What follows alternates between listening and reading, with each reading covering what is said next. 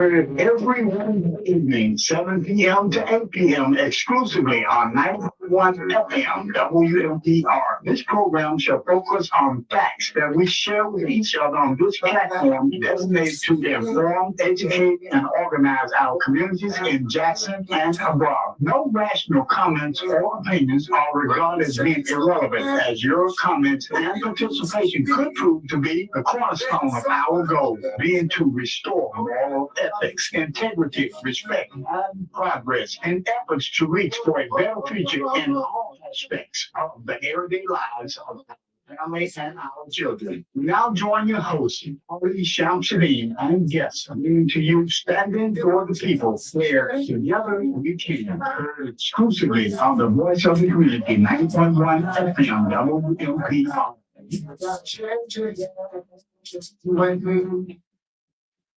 Good evening. Good evening. It's Wednesday, 7 p.m. I'm Ali Shamsuddin, and this is Standing for the People. As I always say, this program is brought to you by the people. That is, people who got together and said, Shamsuddin, we want you back on the air to bring us facts that we need to know. Because I've always said, and I continue to say, we as African Americans, we're not stupid. We're not dumb. Now, we've been ignorant of how government works, and ignorant of how our rights are supposed to be in this country. But ignorance can be cured with the right information. So that's what we're here about. We're here to cure that ignorance. Again, we can show the world, and we have shown the world what we can do. They're just trying to write us out of history. Now, I'm leading to that. That's why I'm saying, we ended this month now, African American History Month, that was promoted and finally instituted after efforts by the Black American Carter G. Woodson, a Black educator. If we think about it, we learn about history from elementary school through high school and even beyond. I don't care what kind of degree you got, you have to pass some history courses. And the thing is, we learn about Caucasian history. We learn about white folks in America. We learn about white folks before they came to America. We learn about white folks in Europe and the things they did and accomplished in their governments and societies in Europe. And then when they came here. But for us, we look at our educational system today, and it's almost like Africa had no history. White folks went over to Africa and picked us up, our ancestors up, and brought us here to take care of us. And we've contributed nothing to this country, according to them, to mention. But we know that that's definitely not the case. Later on, I'm going to have a brother, I'm going to introduce him to you, who's been researching our history for some time. And he's going to bring out some points, and I'm sure some information that maybe some of us know, a lot of us, I'm sure, don't know. But like I say, how would we expect people to respect us if they don't know anything to respect us for? And I was listening to my brother, Dr. Henderson, before I came on the show tonight. And he and a good friend of mine, Socrates Garrett, Socrates, a local businessman who's done quite well, I would say. And someone who can be admired and emulated in how he's conducting himself in business. And I heard him talking about just what I've been saying, and I said, okay, then people are beginning to listen. Because I'm saying we are the government. We are the government, and we should be benefiting from being in control of the government. And like I said, so many of us think that now that we put African Americans in these positions of authority, that they got to do something illegal or underhanded for us to advance. But the rules are the same. They're the same rules that white folks use to advance, to make their businesses grow. If we will put people in office who understand that and understand the history that we came through, that even allow them now to be in those positions. Because now we're able to vote. So, if they would understand, for instance, I mentioned us being in charge. I heard Socrates Garrett saying, in government, they're the ones who procure the resources and things that we need, and we need basically everything. Any city, any municipality does that. But if we don't put people in office who can think, who really will take the time to think, because we know that the system has been rigged. I use that term that the president used, rigged. He liked to use that term. The system has been rigged against us, and that's a fact. Many times we couldn't get government jobs, contracts, I would say, because they say, well, you got to be big enough to have a bond to cover this particular project. So that's how they kept us out for the longest. A lot of minority businesses. We struggling and fighting to become big enough to get bigger, larger bonds so we can bid on larger projects. But you just take, for instance, and I mention this quite often. Here we got Jackson Public Schools, which we run. We run. 7 board members who run, make decisions, 5 of whom are black, a black superintendent, got 22 others over there in administration making over $100 and some thousand a year, 22 other than the superintendent. And when they closed 17 schools and then renovated the schools, gave all of that contract to one white contractor. One. Now that's the same thing that we've been fighting to get be a part of before we put black folks in office.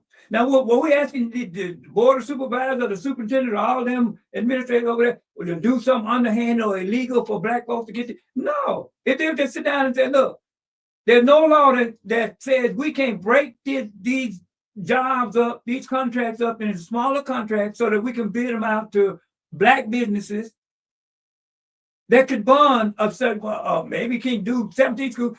We bid them out. Who can do the roofing? Who can do the floors? Who can do the windows? Who can do the landscaping? And then bid it out like that. But they don't want to do that. Ain't no law to stop them from doing that. But here we are, got running the system, and the white person still getting all the benefits. Now, you think wouldn't you think something's wrong with that type of thinking? When we say you don't have to do nothing illegal, ain't about vengeance and revenge or none of that. It's about helping the people who need help. That's what government is supposed to do. Government is supposed to help the ones who need help, everybody, but particularly the ones who need help. That's why people forget that America is a democratic republic. Democratic republic. And I'll get into that a little later, but I see the brother that I was introducing this call, and I'm going to bring him on. Hello? Brother Matt. Yes, Brother Ali. Okay, brother, I'm glad you're right on time, man. I was just telling the people you're going to come on and tell us something about African-American history, of which you are, I would say, a scholar. But first of all, tell the people where you are, and most of all, tell the people that you are 833 graduate. Currently, I live in the state of Maryland, actually Fort Worth, Maryland, and I came to the East Coast from Seattle because I was the executive director for the largest repository of Black engineers in the world, the National Society of Black Engineers. But originally, I am from Jackson, Mississippi. Went to Brown Elementary, Rowan Junior High School, and from there went to Lanier High School. So yeah, 833 for life. And then from there, I attended Mississippi State, graduated with a mechanical engineering degree, and from there went to Seattle in '87 and lived in Seattle from '87 to 2005. We just met each other out there, brother. I lived in Seattle up until the early 80s. From Lanier, straight from Lanier. Yep. And so when I was in Seattle, I also I got involved with the NAACP, and I served as first vice president and chair of labor and industry. And then I became president of the organization. And in 2003, the late chair of the board, Julian Bond, came to Seattle to present our branch with the Class 1A Selheim Award as being the best branch in the NAACP. And then when I got ready to leave Seattle in 2005 to become executive director of the National Society of Black Engineers, the city of Seattle and King County government named February 12th Carl B. Mack Day. So tomorrow would be my day in Seattle. Congratulations to you, brother. Congratulations. But you know, that's the method of 833, man. We have to give all this credit to the teachers we had over there and the communities that we came out of, brother. Let me say, I really applaud you. That part. Thank you so much, my brother. I appreciate it.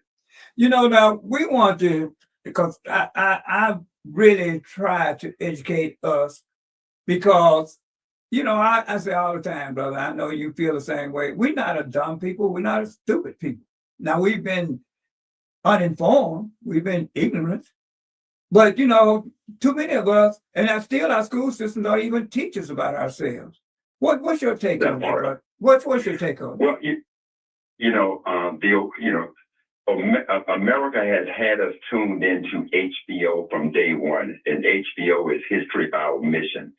And so that leads into the efforts of Dr. Carter G. Woodson. And so, and Dr. Woodson being the founder of what we now celebrate as Black History Month. So it's important for us to understand why he chose February as Black History Month. And the reason I say that is because too many times I've heard the joke that they gave us the coldest and shortest month out of the year. And so what we have to do is go back and get inside the life and legacy of Dr. Woodson. Now, he was born in New Kent, Virginia.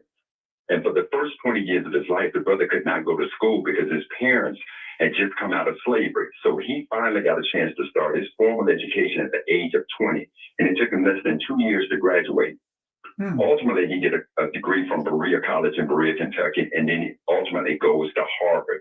And when he graduates with his PhD from Harvard, that made him the first Black ever who was a direct descendant of slaves to get a PhD from Harvard. Now, the first Black to ever get a PhD from Harvard was W.E.B. Du Bois. But Du Bois was born free. His parents weren't enslaved. So Woodson has the distinction of being the first Black ever whose parents were enslaved to ever get a PhD from. And so in 1915, he started a group called the Association for the Study of Negro Life and History. And that organization is still around today. And in 1921, he founded Associated Publishers. Now, these two groups, they had 4 goals in mind. One was to promote the writing and research of African American history. Second was to promote the publishing of quality Black information. Third, to promote the collection of Black history. And then finally, to promote the study of African American history.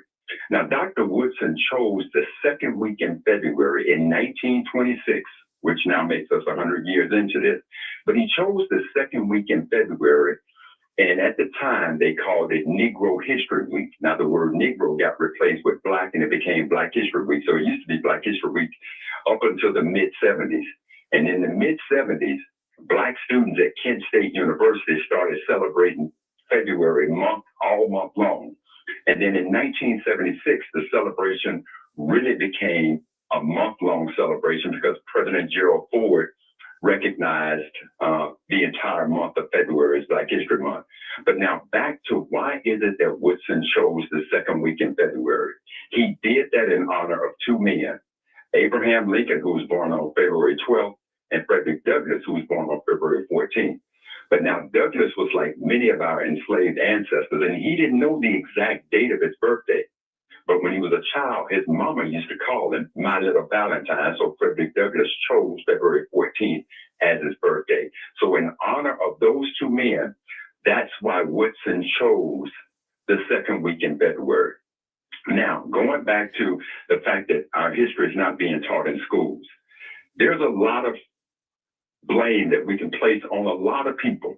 But the fact of the matter is, Brother Ali, is as I've probably been asked to speak on Black history hundreds of times, yet I can count on one hand the number of times that I've ever been asked to speak on Black history, and it wasn't in the month of February.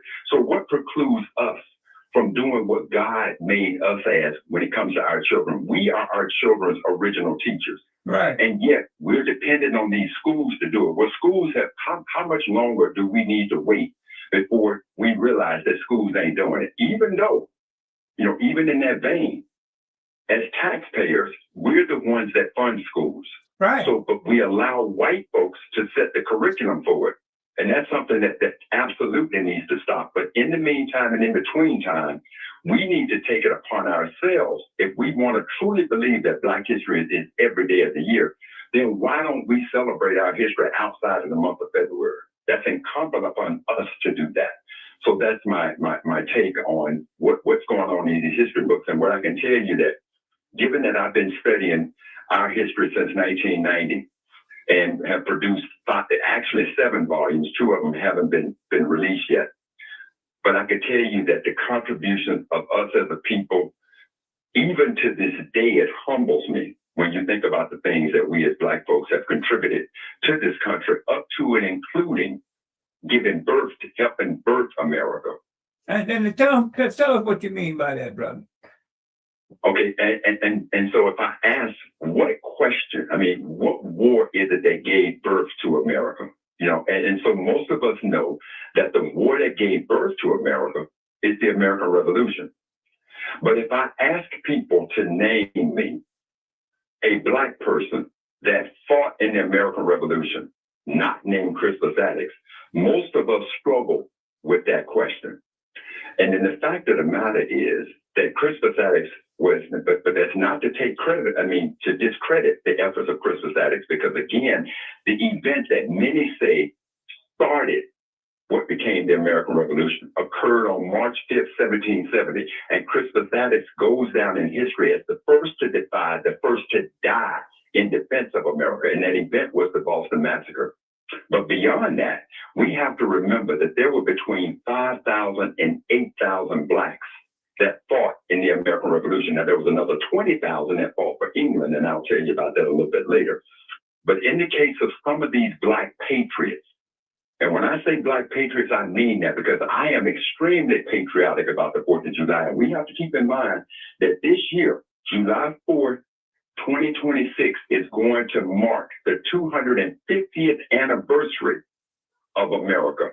And so this whole feeling of patriotism, if anybody should feel patriotic about America, we deserve that feeling more than even white folks. Because remember, white folks were only fighting against one oppressor, that's King George of England. We were fighting against 2, King George of England and America. But nonetheless, these 5,000 to 8,000 Blacks fought in the American Revolution. And so let me just take you to some of them. One of them was a soldier named Peter Salem. Peter Salem became a hero when he killed the British commander at the Battle of Bunker Hill. And that British commander was King Carn, who foolishly leaped to the wall and claimed victory. Peter Salem killed him in that battle. Another one is Lemoyne Haynes. Now, when we think about Paul Revere getting on his pony and riding, the British are coming, history teaches us that he was sounding the alarm. And these men had 1 minute to get ready, and they called those brothers the Minutemen. Well, when we look in our history books, we saw no Black Minutemen, when in fact, there was about 40 brothers who served as Minutemen, and one of them was a guy named Lemoyne Haynes. Now, if you looked at a drawing of Lemoyne Haynes, you would see what you would think of a white man. And the reason you're going to see that is because his mama was white, but his daddy was Black. And so he was raised by a man of the cloth. And when the American Revolution started, he put his studies on the ministry on hold, and he fought at Lexington and conquered. And when the fighting was over, Lemoyne Haynes returned to the ministry and became the first Black ever to lead an all-white congregation. If you go to Connecticut and look at the Battle of Groton Heights, if you go there right now at Fort Griswold, you're going to see a plaque of a Black man spearing a British commander. That Black man represented in that plaque is a guy by the name of Jordan Freeman, and he was killed at the Battle of Groton Heights. But it wasn't just Jordan Freeman. There was another brother by the name of Lambeau Latham who also died at the Battle of Groton Heights. If you go to the Battle of Brandywine, there's a plaque put up by the Department of Historic Resources recognizing Edward Hector, a black man who fought at the Battle of Brandywine, and he was considered a hero for his effort in that battle. You look at a person like James Robinson. Now, James Robinson represents a lot of blacks in the fact that there was a lot of slave owners, the enslavers, who was too afraid to fight. So instead of them going to fight, they were able to send our enslaved ancestors, and in exchange for them allowing our enslaved ancestors to fight in the American Revolution, they got paid money, they got additional land. So in the case of James Robinson, he was promised his freedom if he would fight, and he fought at the Battle of Yorktown. And when he fought at the Battle of Yorktown, there was a French commander by the name of Marquis de Lafayette who was so impressed with his bravery and courage that he presented this enslaved black man, James Robinson, the Gold Medal of Valor. But when the American Revolution ended, his enslavers reneged on their promise and sold him into slavery down in Louisiana. Now, when he's down in Louisiana, Andrew Jackson comes down there during the War of 1812, asking blacks to fight, enslaved black folks to fight, and again promises them their freedom. When the fighting was over, Andrew Jackson called up all the enslaved black men. They were still holding their weapons, but they took all the ammunition away from them. And according to James Robinson, he wrote a narrative, a book called The Narrative of James Roberts. So instead of putting Robinson, he used the name Roberts. But he wrote in his narrative that when Andrew Jackson reneged on that promise, that was the second time that renege happened. He said, had I had any ammunition, I would have shot him dead right where he lay. Now, when you look at the census of 1840, James Robinson appears living as a free man in Ohio. He was 87 years old in that census. And on March 27, 1868, he finally died, but he was 115 years old, but he did indeed die a free man. Mm-hmm. If you go up to Philadelphia, to the city of brotherly love, there was a black revolutionary sailor by the name of James Forten. James Forten, after the American Revolution, started a business building sails for ships. His business was so profitable that he hired both black and whites and was one of the richest men in the country. One of the richest men in the country. But he too was part of some of these blacks that fought in the American Revolution. And then you go to Paul Coffey, born a free man in Massachusetts. Coffey served in the American Revolution, built his own ships, and he and his brother used their ships to run the British blockades to bring supplies to the the colonists. And then having much of his wealth, he used a lot of his wealth to do a Back to Africa campaign and take blacks out of America and take them back to Africa because he didn't believe America would ever work in a manner that set us free. Go to a little brother named Prince Whipple. Prince Whipple fought at the Battle of Saratoga, the Battle of Rhode Island, and then he petitioned, he along with 18 other brothers, enslaved black men, they called themselves the natives of Africa. They petitioned the assembly, the state of New Hampshire, for their freedom. And in part, they wrote a 4-page handwritten note to the New Hampshire Council and State Assembly. And this is in part what they said. They said that the God of nature gave them life and freedom upon the terms of the most perfect equality with other men. And that freedom is an inherent right of the human species. And for the sake of injured liberty, for the sake of justice, humanity, and the rights of man, we may regain our liberty. When the American Revolution was over, 4 of those 18 brothers were free, but the other 14 were left in the chattel slavery. And in 2013, more than 233 years later, the state of New Hampshire's State Assembly posthumously granted those 14 brothers their freedom. Get with that, if you will. Now let's go to Salem Poor. Salem Poor was another black Minuteman. He fought at the Battle of Bunker Hill, and he too killed a British commander at the Battle of Bunker Hill.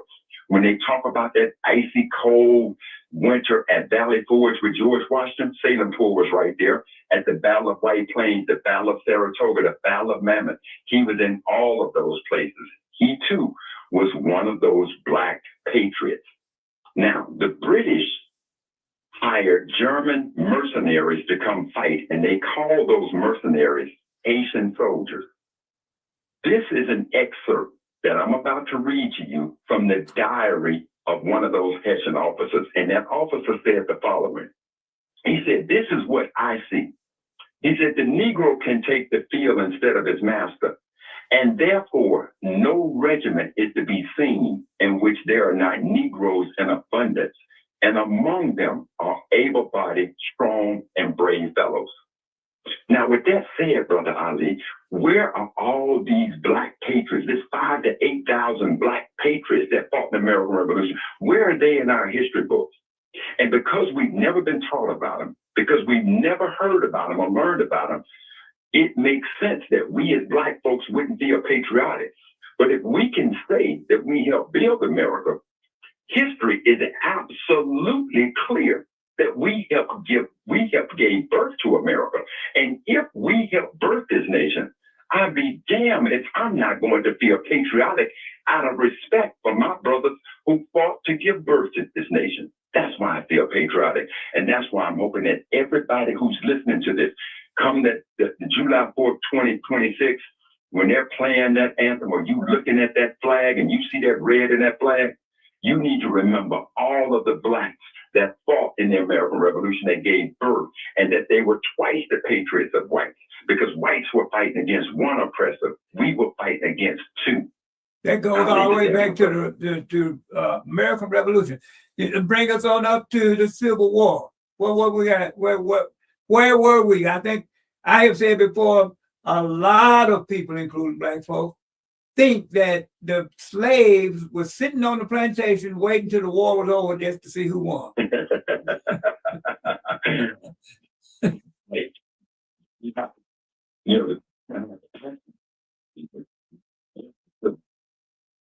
And I would say, as most of us would, was because of slavery, because of the issue of slavery.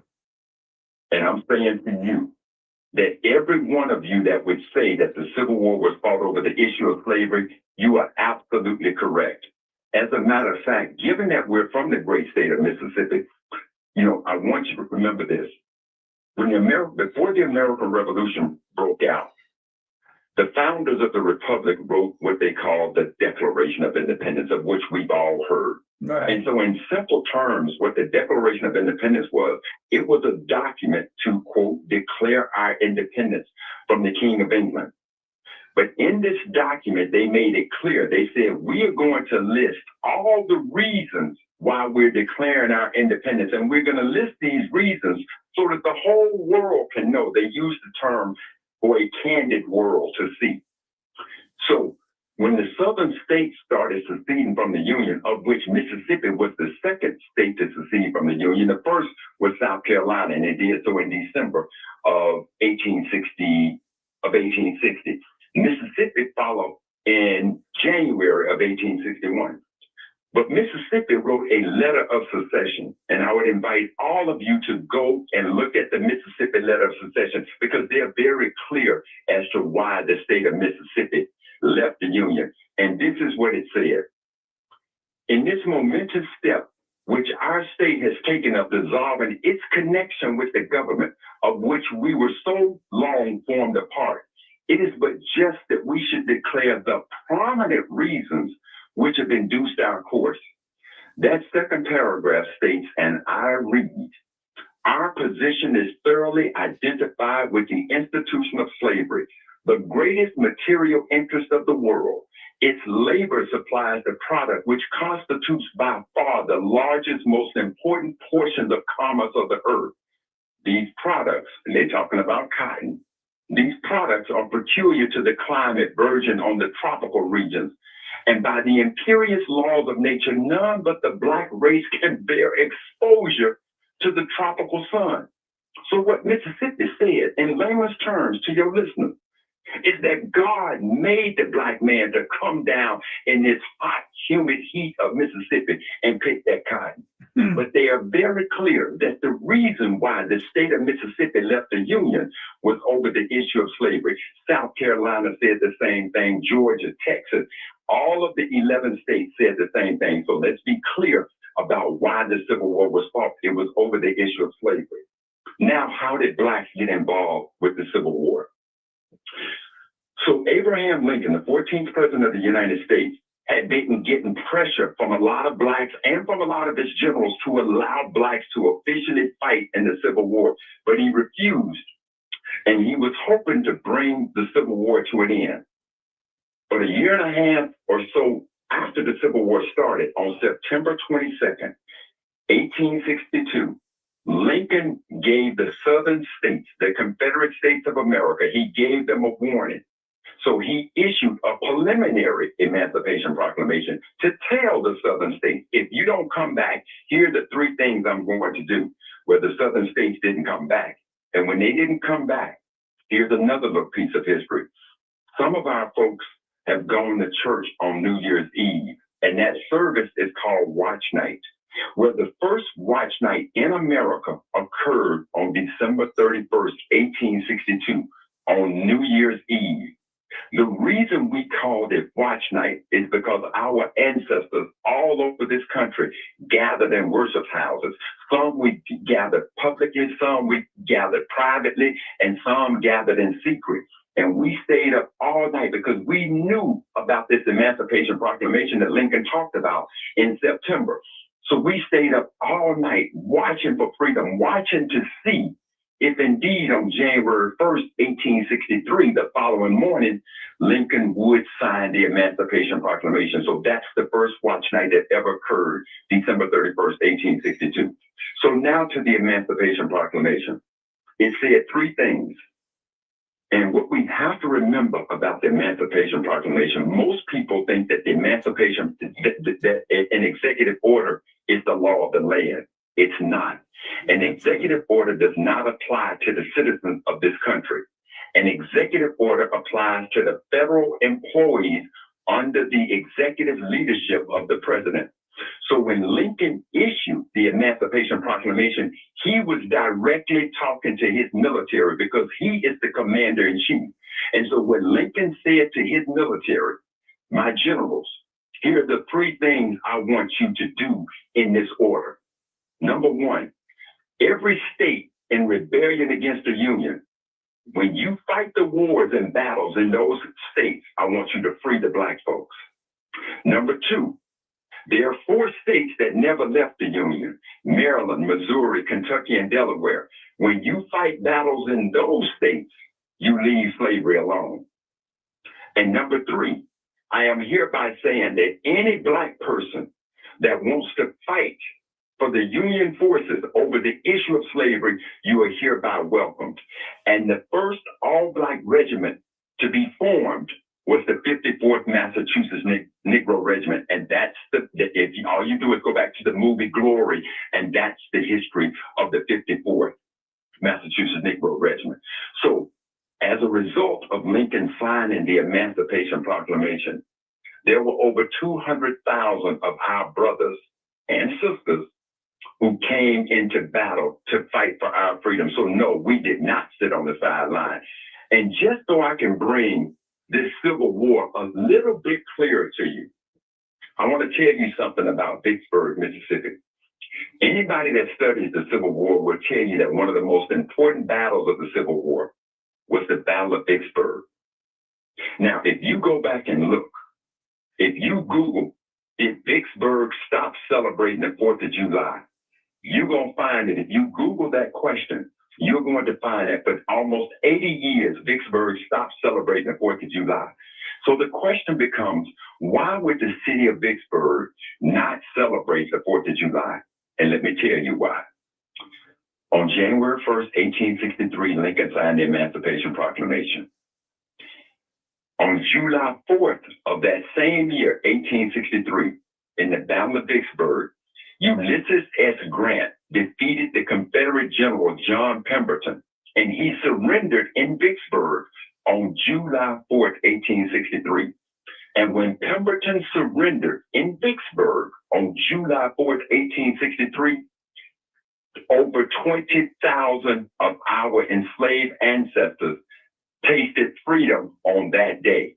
And as a result of that, Vicksburg stopped celebrating. They hated the 4th of July. They hated it. Absolutely. Because not only did they lose the war, but 20,000 of our ancestors got freedom on July 4th, 1863, which is another reason we ought to be patriotic about the 4th of July. And if you need a third reason, all you need to do is go to New York, because it was on July 4th that New York ended slavery. I'll leave it there. And see, this is very valuable information that you would think all history of this country would want to put that out there. But we've been told in Mississippi, of course, you've been a product of Mississippi, that this is divisive information. They want to label this as divisive, because as if to hear this would start some type of revolution or something other, when it's just fact. It's just fact. Well, let me say this to you. The thing that we have to understand, and this is just fact about the Black struggle in America. Black folk, our ancestors did not taste freedom because there were no white folks that had a moral consciousness. There were a whole lot of white folks that were part of the Underground Railroad, that served as abolitionists, that did things to assist us in our freedom. Right. Now, I remember when I was growing up, my daddy used to say this all the time. Well, I'll be John Brown. He used to say it so much. And at the time, I didn't know anything about history. I thought John Brown was like a relative of ours. But John Brown was a white man who he and his son attacked Harper's Ferry and ultimately died to try to end slavery. Right. You go back to the civil rights movement back in, even down in Mississippi, there was a white woman by the name of Viola Louisi. This white woman, who was married, I think she had 3 or 4 children, was so compelled to be a part of the civil rights movement that she left Detroit to drive civil rights workers down to Mississippi to help with voter registration, and ultimately she lost her life. So when they want to talk about divisiveness, the fact of the matter is America always had white folks who were part of this struggle. So exactly. the only people who feeling like this will be divisive are white people who today, if slavery existed, I am without doubt they would be enslavers. And that includes the 47th president and damn near his whole administration. If slavery existed, I am without doubt that Trump, J.D. Vance, Stephen Miller, Kristi Noem, all of them would be enslavers. I'm convinced of that. Absolutely. Absolutely. And for the record, any war that, including the Spanish-American War and all of that, the Rough Riders, was there, as you would know, any war that America would participated in, that African Americans did not participate in that war? No, there has not been a war or skirmish that America had ever since July 4th, 1776. There has not been a war or a skirmish that Black folks have not bled and led America in its issues. There's not been one war fought without us, not one. You know, and see, this type of history, for me, I think a lot of times we talk about our children and their attitudes. I think a lot of the violence that we see among our children is them trying to show the world they're not cowards. Because the whole world gets this impression that we as African Americans are just shuffling cowards. They've always wanted to do that. Mm-hmm. And so part of what we have to do, even when you take a look at education, there was a point when we finally got a chance to get inside and get that education. Because we knew how hard it was, our ancestors, they pushed us into education and made sure that we were serious about it. Absolutely. And see, because this history is lost on our children, and even though we'll say it's important, let me say this, Brother Ali, whenever I am asked to come in the month of February and do a Black History presentation, the first thing that people would say to me is, "Oh my God, it'll be so good for our children." And that pains me because see, if we don't think it's important to know, our children ain't gonna think it's important. And so one of the best presentations I ever did was in Goldsboro, North Carolina. And when I did that presentation, there was as many adults in there as children. And because they had their pens and paper out taking notes, the children were absolutely engaged in the presentation, asking all sorts of questions. I never had that kind of presentation before. Never had it. Now, I'll say this. We all can admit that slavery was a big part of our experience in this country. And this just goes to show you, and I'm going to tell you this. I've asked this question, and less than 1% of the people that I asked this question get it right. And I'm going to put you on the spot, Brother Ali, not to be embarrassing or not, but I'm going to just put you on the spot. What day did slavery end in America? What actual day was slavery abolished in America? You know, and that's what Juneteenth come out of, brother. But, you know, for me, you know, everybody thinking it ended in 1865, you know, but I'm one of those people that didn't really matter because as far as I was concerned, it still hadn't ended. So, okay. And so let me be clear about the end of slavery in this country. And you are absolutely correct. Right. Most people would say that slavery ended on June 19, 1865. And the reason we say it is because of the miseducation. We haven't given scholarship. And for those who are not familiar with the history of Juneteenth, it was on June 19, 1865 that General Gordon Granger rode into Galveston, Texas. The Civil War is over.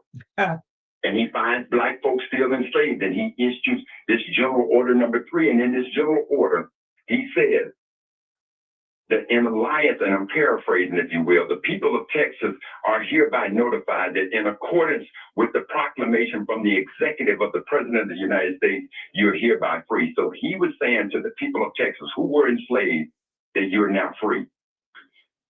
So the myth that's been told is that these were the last Black folks enslaved. Well, what we have to remember is go back to the Emancipation Proclamation.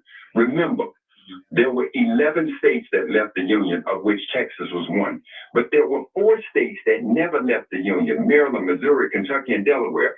And what we have to remember is West Virginia became the 5th slave state during the Civil War.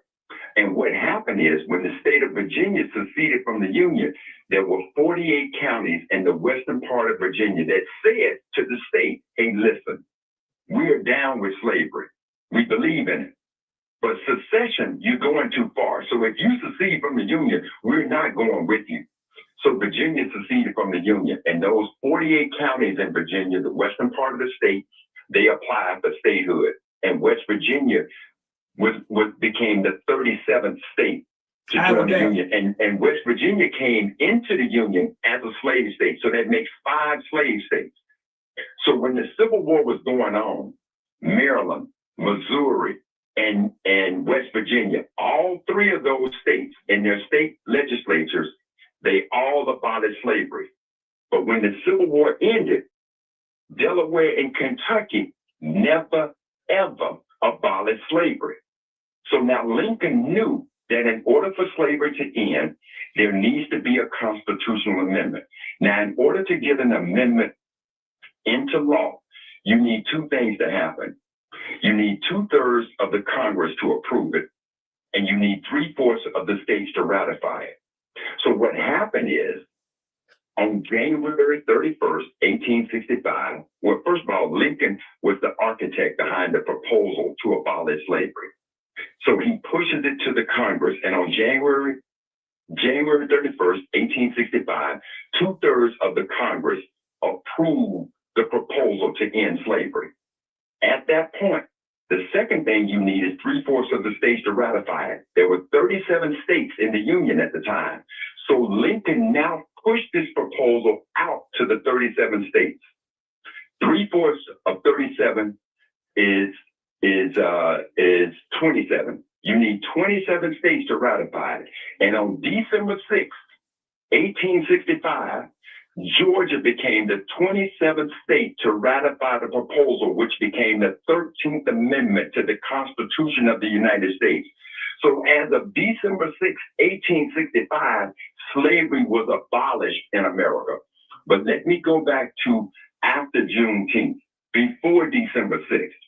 Kentucky and Delaware did not ratify the 13th Amendment. As a matter of fact, Delaware didn't ratify the 13th Amendment until 1901.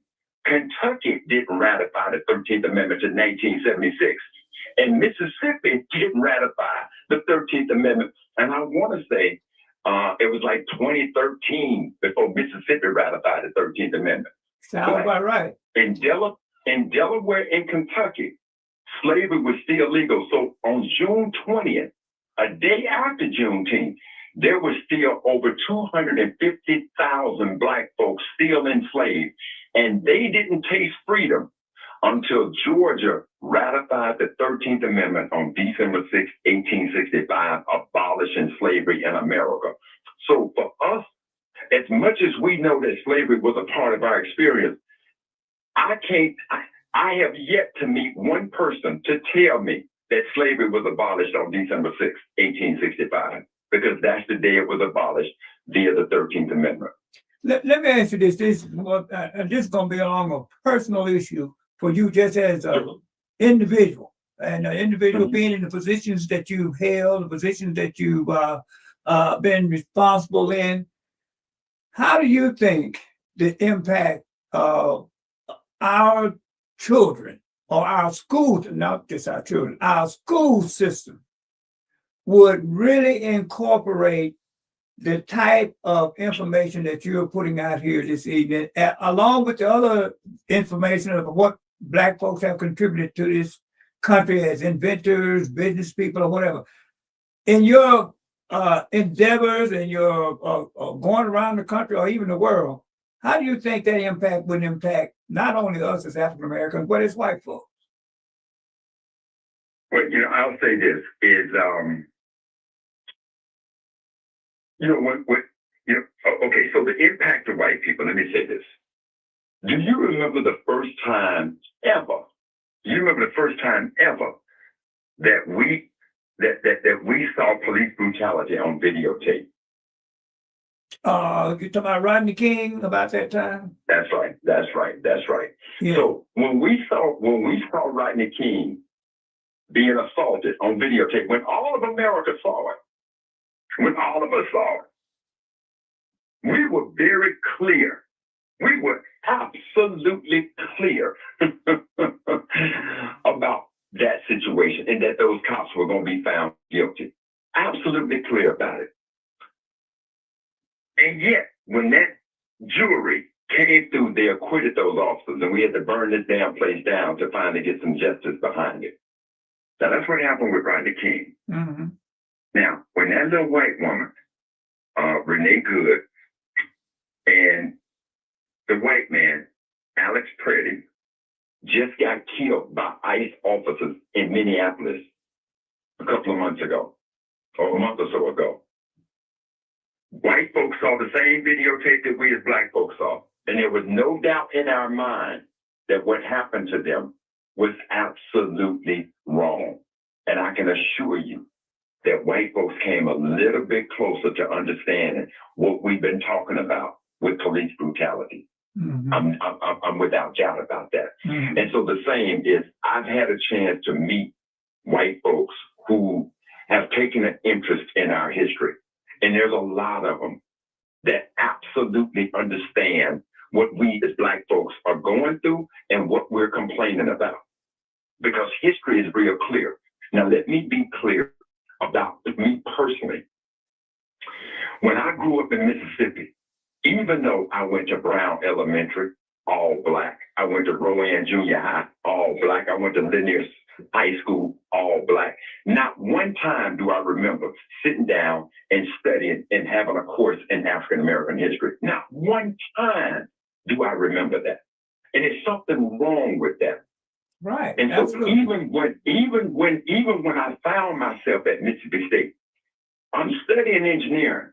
And Brother Ali, I'm taking a class called thermodynamics. I can't even failed thermodynamics. And yet I'm sitting in this classroom with these white kids who are asking questions about the first and second law of enthalpy. I'm like, what the hell? What is the enthalpy and how do they know to ask that question? Don't you know that there was a feeling of inferiority set inside of me? Yeah. Somewhere. Now, had I known about Henry O. Flipper, who was the first Black ever to graduate from America's first engineering school, West Point Military Academy in 1877, and that brother was born into slavery. Had I known about him and the fact that he still got through West Point, something would have been a little bit different with me. And so I am of the belief that if our children can be exposed to our history and be exposed to it in a meaningful way, not some little dog and pony show, but to sit down and study our history the way we do Bible study. Right. Just think about this. Right. We do Bible study every Wednesday night from January to December. We ain't never seen Jesus. We ain't seen the Holy Spirit. We ain't seen what they call the Trinity. But we study that Bible every Wednesday. Why? So that we can become more Christ-like, so that we can become better. I am convinced that if we can show our children just how ugly this country was and how strong and brave our ancestors have been to get us to where we are now, they would take education a lot more serious. I watch it all the time when I was executive director of NSBE. I watched Black students who came from impoverished countries. And when they came here, they were hungry for education because their parents instilled in them that you got to get that. And when they come here, they always are outperforming the majority of our children. Now, that's not to say we ain't got some beautiful, talented brothers and sisters here, but I am convinced that if our children were exposed to our history, that we would be a lot better off. We wouldn't be running around calling ourselves the B's and H's and calling each other the N-word, talking about we trying to redefine it. How can you redefine the word? The word nigger was created by white America. And when they created that word to demean us, to devalue us, and to insult us. And here we don't know nothing about our history, but we can write you we could write you a term paper on why it's okay to use the N-word. Something wrong with that picture. It is. Something Absolutely. wrong with that picture. Absolutely. You know, Brother Mac, and I've said this on my show a few times, but I'll tell you again, because when I was substitute teaching in Jackson Public School, you know, I did this little test for myself just to see something. Each class, and it didn't matter what grade it was, each class I went into, after I wrote my name on the board, I would tell the students, I'm gonna write a sentence on the board and I want you to complete. In any other class, all the classes, you know, in our school, all the classes were Black. But anyway, I write the sentence. I say, now, you don't have to put your name on the paper. Just write what you think the answer to this question is and turn it in. I don't want to know the names. Just turn the paper in. And I write a sentence on the board. And the sentence I would write was, a nigger ain't. 3 words. A nigger ain't blank.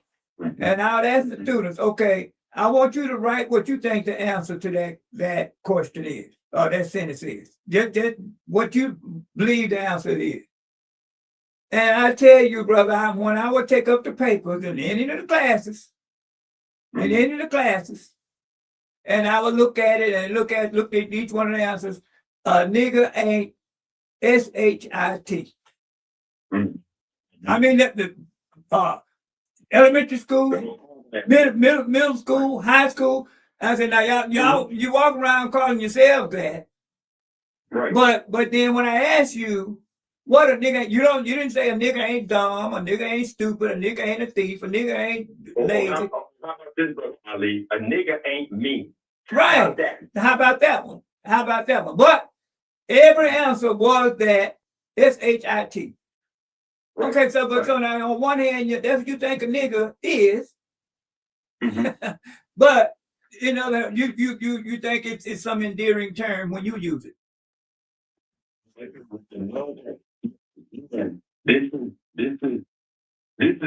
This to me, the use of the N-word by Black folks is a masterpiece that America has put on us. It is Yes. an absolute masterpiece. Right. And when I tell you about and now keep in mind, I don't want to try to act all sanctified here, because when I grew up in Mississippi, and believe me, white folks never taught me the word nigger.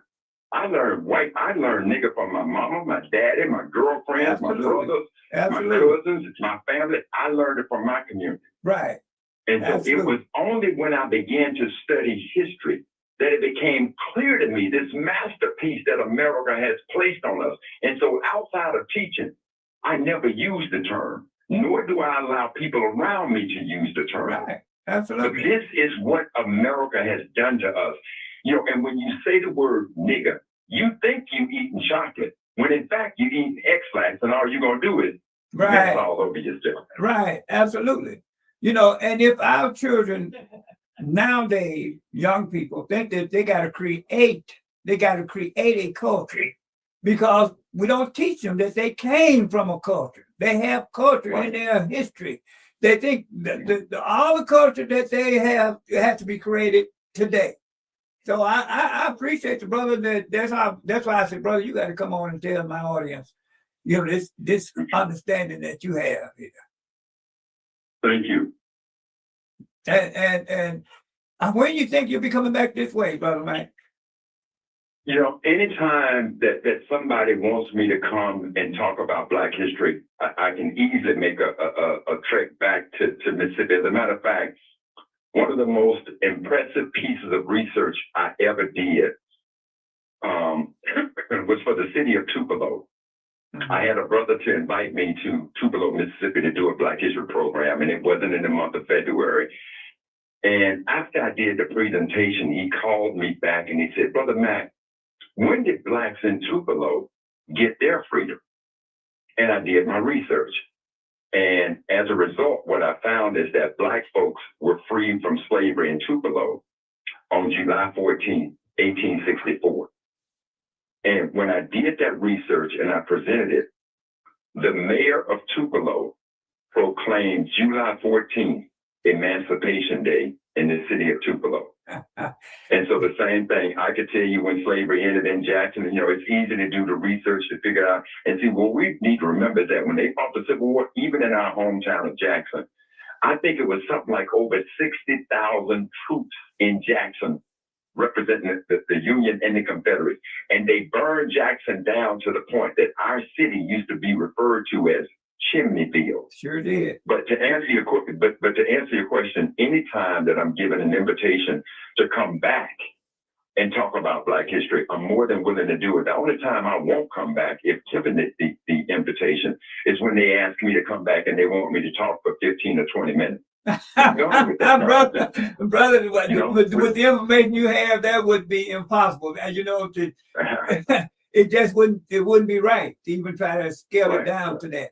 But I tell you, man, I'm getting to the end of my show. I really appreciate you calling in, and I intend, because you're right about this, just because it's February, I intend to have you back again, hopefully in person, and we can do this again. Well, Brother Ali, I would look absolutely forward to it. But Brother Ali, let me say one other thing. I want to give you one other thing that I want Black folks in Mississippi to be prideful about. Do you know the second oldest Black family-owned business in America? Do you know the oldest? The oldest Black family-owned business in America is the Afro-American newspaper in Baltimore. But the oldest Black-owned business in Mississippi and the second oldest Black-owned family business in America is right there in Vicksburg, Mississippi. It is W.H. Jefferson Funeral Home. And it was started by Lucy Crump and her late husband, William Henry Jefferson. And to this very day, Jefferson Funeral Home, which has been in business for well over, at this point, 132 years. And that business not only is still up and running, but it's still in the Jefferson family. It is the second oldest Black-owned family business in America, right there in Vicksburg, Mississippi. Tremendous, man. That is fantastic, brother. But yeah, Yeah. I tell you, man, absolutely, we got to do this again, brother, because you can't do it all in one segment, and that's the whole point about this, man. This should be a year-round, throughout, incorporated in our school system from kindergarten throughout 12th grade. Because as I say, I don't care what degree you got, you had to pass some history. Good. You give me a call back in the month of March, and because March is Women's History Month, we'll talk about sisters in our culture and in our history that's done incredible things. You call me back in April, and let's talk about Black inventors and scientists, and you tell me what the topic is, and we'll sit down and have some conversation about it, and hopefully we can get a few calls in if folks got some questions. And I tell you what, even if after your show you have some folks call in, they got a bunch of questions, just give me a call back, read the questions off, and we'll try our best to answer them. And I just want people to understand, I'm not an expert in Black history. I'm just a student. I just sat down and just tried to study and read. And I always remember this. I went in with a blank slate because this is a truism. It is a truism of history that people react on what they think happened rather than what actually happened. I'm just simply trying to find out what actually happened from August of 1619, when we were brought to this country, into February 11, 2026. Well, you got a bet there, brother. We're gonna have to do this again, and I hope to say not just one more time. I look forward to it, my brother. Thank you for calling in, brother man. Okay, brother Ali. That was Brother Carl Mack. Very interesting. Of course, it was interesting about our history, and it's so important. I keep putting that out there because I feel like if more of the people that we put in positions of authority around here now, if they understood what we have contributed, their ancestors and ours, and what it took for them to be there, we would be in a much better situation than we are. But we got Black folks that you can just look around us and see what are they thinking. What are they thinking? So be that as it may, people, this thing is about getting better. Black, white, whatever. This ain't about revenge. It ain't about getting even. It's about education, getting better, informing ourselves, and doing the right thing. So there we go. Take us out, Sister Cherie.